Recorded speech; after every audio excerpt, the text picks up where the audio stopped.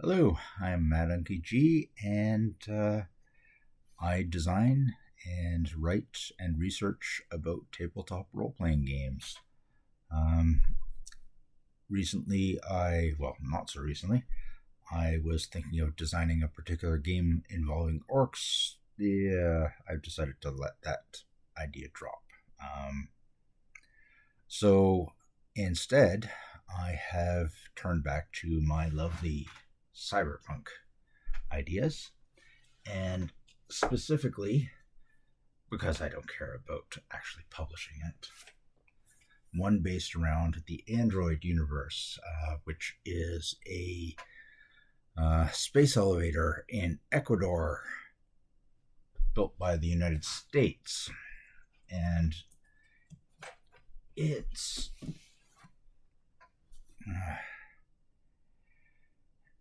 it is an act of colonialism, although it's not really referenced much in the original game Android. There is mention of it, and I really want to focus on that. For the third iteration, the first iteration was an open world game. The second iteration was focused on a corporation, taking the point of view of the workers at a corporation as it went through its hijinks. And the third was an anti-colonialist viewpoint. Because a friend actually read the game, which was based around the corporate hijinks, and said, good, but no hook in it. I realize that not a lot of games have hooks, but they have mass quantities of violence, and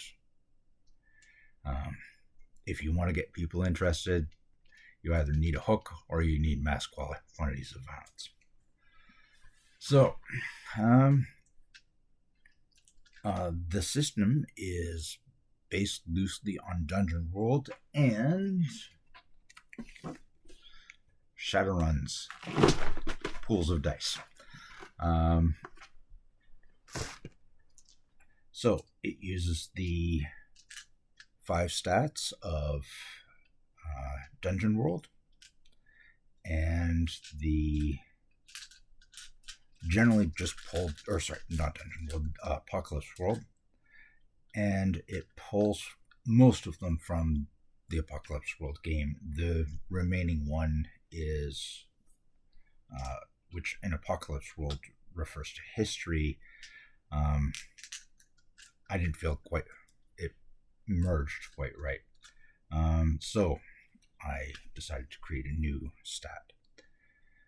And you then add skills and modifiers and then roll a bunch of dice. And these are Shadowrun style dice, or fairly close to. So d6s, 1 to 5 equals 1 to 5. 6 is 5 plus whatever the second roll is, and you can roll 6s multiple times. D12s, 1 to 10, and on 11 to 12, you add 10 to whatever a reroll is. And in order to succeed, you have to roll 2, you either get a full success, in which case you get to describe the outcome, and that requires that you roll above the target number twice. If you only roll above the target number once, then you get a partial success, and I've got some rules regarding creating those.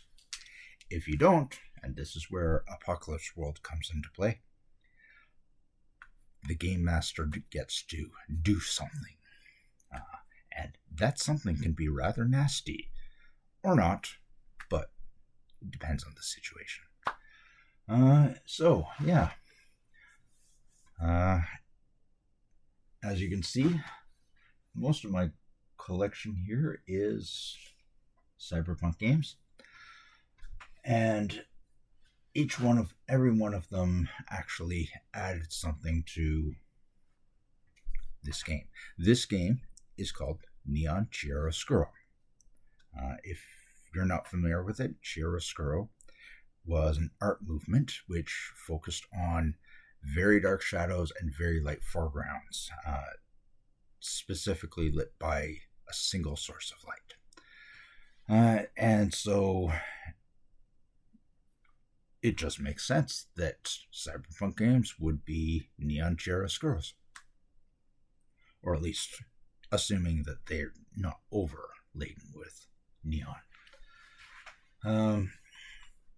But yeah. So that is my project lately.